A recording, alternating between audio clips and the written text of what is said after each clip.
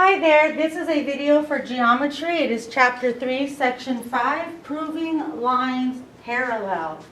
And I just want to let you know that this section is going to seem a lot like section 3-2.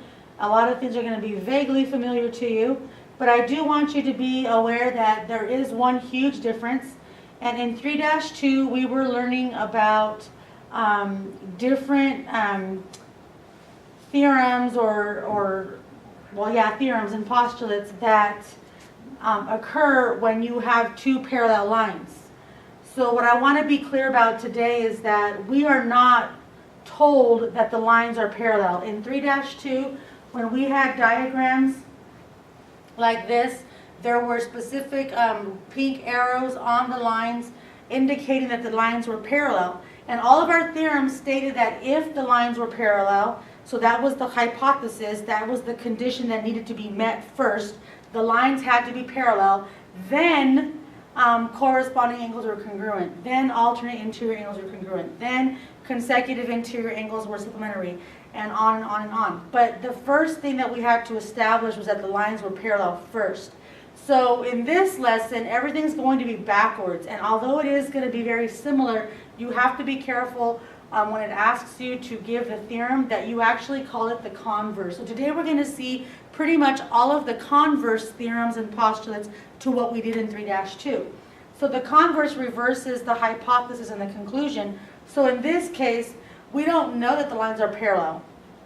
We begin by saying if the corresponding angles are congruent, then the lines are parallel. So we don't know off the bat that the lines are parallel, but if we can meet these conditions, then the lines will be parallel, which is why this section is called proving lines parallel. If we already knew the lines were parallel, then we wouldn't have to be proving it. But we don't know that they're parallel, so we have to prove it by establishing one of these theorems. So the first one is a postulate. It's the converse of the corresponding angles postulate.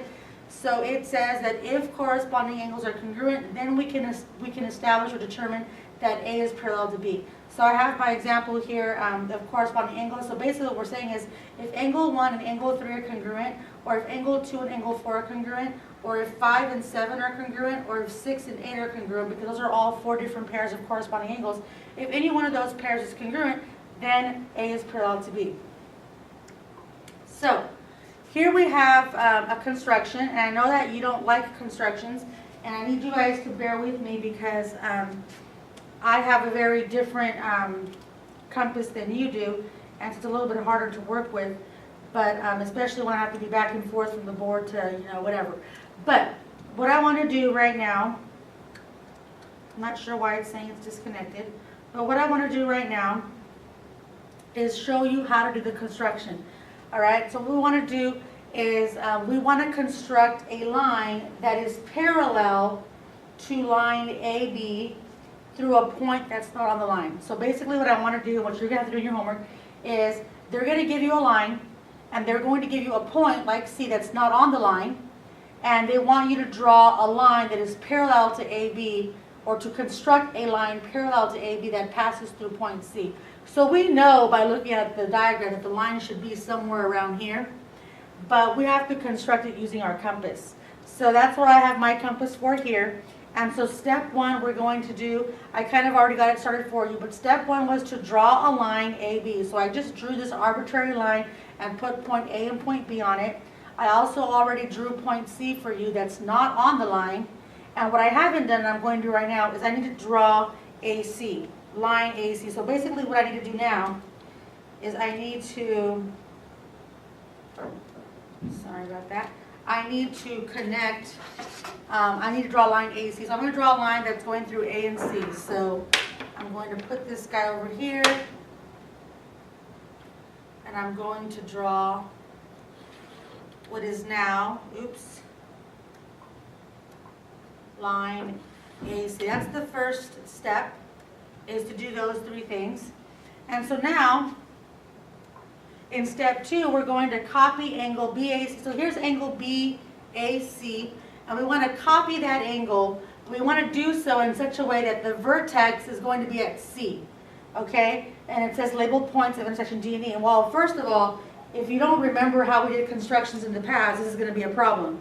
But hopefully you do remember. And so I will go over the steps briefly. But if you recall, what we need to do is we need to draw an arc on our angle, okay? So what I'm going to do is when it says to copy angle BAC, I'm going to do with the same compass setting. I'm going to put my compass point at point C because that's where I want the vertex to be for the new angle. So I'm going to come over here to point C and I'm going to draw the exact same arc up there, okay? And then it says to label the points of intersection. But that's because we're not done yet. So the labeling part comes later. So after I do that, the next step after you copy the arc, now you can change the compass setting because now your goal is to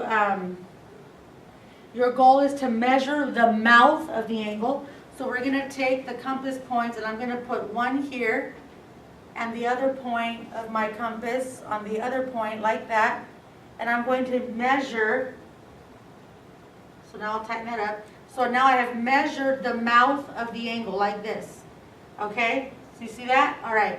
So now with that same compass setting, I'm going to put my compass point over here where the arc that I drew intersected the line, put my compass point there, and draw that little guy. And then I'm going to put,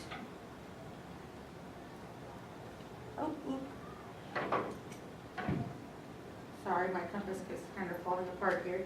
Okay, so this is going to be my point D, if you will. Point D. And if I wanted to, I could do the same thing on this side, but and I would call that point E. But I didn't actually do that. I only labeled the points of intersection at point D. So here's point D. And then it says in step 3, once we've copied the angle, we are going to draw the line through CD. So there's point C and there's point D. And to stay color coordinated, I did step 2 in blue. So now I'm doing step 3, draw CD. So now here's point C, there's point D, so I've drawn that line. And by the corresponding angles postulate, because now we have corresponding angles, angle 1 here and angle 2 there, because we copied those two angles to be congruent and their corresponding angles, since those two angles are congruent, then AB is parallel to CD. So that is how you construct a line that is parallel to AB through a point that's not on the line. Okay, so once again, you draw AB, draw point C, connect AC here, draw the black line there. Then you want to copy the angle by first drawing an arc with the same compass setting. You draw your second arc, and then you want to measure the mouth, and then use your compass to come over here, draw another arc, and where those two intersect, that's where you put your point, and that's where your line goes through so that it can be parallel. All right? So hopefully that made sense to you. And based on that, we have what we call the parallel postulate. And the parallel postulate states that if you are given a line, like we were, and a point not on the line, then there exists exactly one line through the point that is parallel to the given line. So basically it tells us that anytime they give us a line and a point not on the line, that we can actually draw or construct a line that's parallel to the one that was given. All right, that's what the parallel postulate states. So now we're going to go to our other converse. I did mention earlier that we're going to have all the converses from all the theorems that we had in the previous section 3-2. So first up is alternate exterior angles. You're going to see a common theme here. All of the theorems are going to end with then the two lines are parallel, then the two lines are parallel, all of them. They're all going to have in their name the word converse. When you write down the theorem, you have to make sure that you use converse if that's what you're using.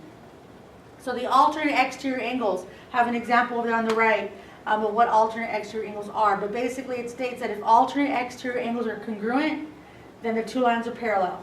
So we have an example. If angle 1 is congruent to angle 3, then in this case, P would be parallel to Q. Consecutive interior angles. If we can find two consecutive interior angles that are supplementary, then two lines are parallel. So in our diagram, our example over here, we've got if the measurement of angle 4 plus the measurement of angle 5 equals 180, then P is parallel to Q. Alternate interior angle converse states that if alternate interior angles are congruent, then the two lines are parallel. So in our example over here, if angle 6 is congruent to angle 8, then P is parallel to Q.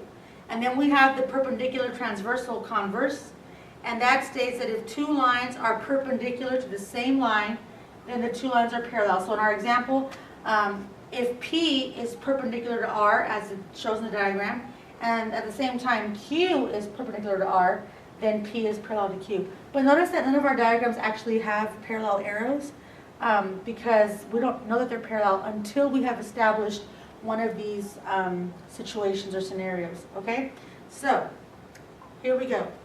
Here's your example 1. It says, given the following information, determine which lines, if any, are parallel. So we have to say if they're parallel or not. And then it tells us to state the postulate or theorem that justifies our answer.